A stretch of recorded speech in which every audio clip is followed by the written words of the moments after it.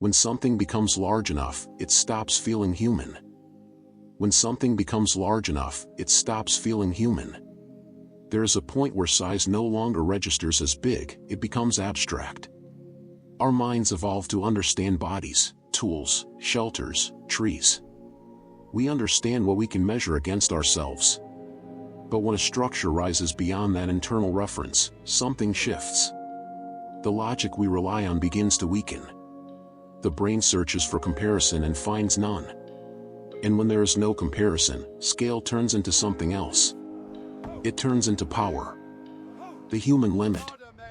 Every human perception is calibrated to the body.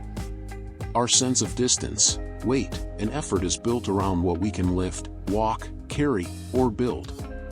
When we look at something enormous, we instinctively try to imagine ourselves interacting with it. Could we move it? Could we climb it? Could we construct it? But at extreme scale, those questions break down. A stone block that weighs more than dozens of people cannot be imagined through personal effort.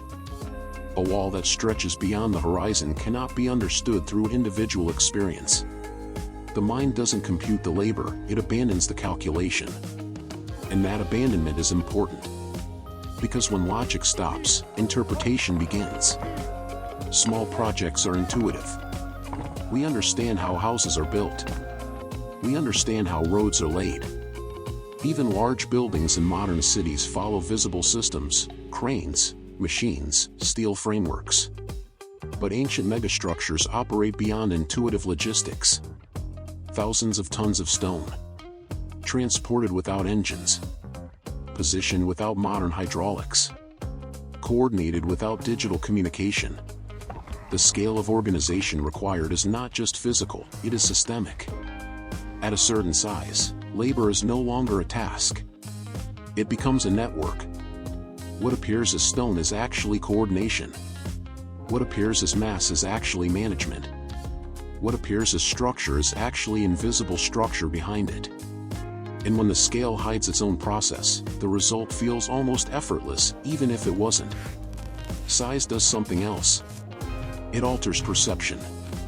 When a structure towers above the individual, it changes posture.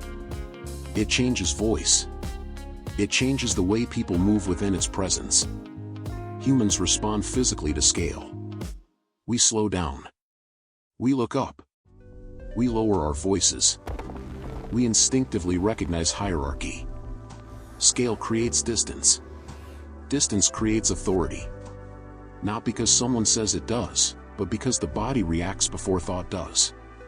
In environments where literacy was rare and symbols were limited, size communicated instantly. No inscription was needed.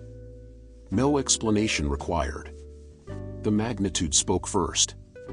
And when something is large enough, questioning it feels small. At extreme scale, structures stop being objects. They become environments. You don't stand in front of them, you exist within their shadow. You don't examine them, you orbit them. They reorganize movement, labor, time, and even belief around themselves. Scale restructures society quietly. It demands planning across generations. It requires sustained coordination. It assumes continuity. And that continuity signals stability. The larger the structure, the more permanent it appears.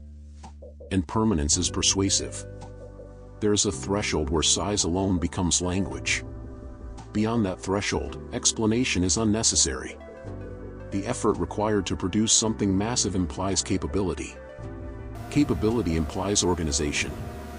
Organization implies control. Scale becomes silent proof. The larger the structure, the less it needs to defend itself. Its magnitude suggests inevitability. Its mass suggests permanence.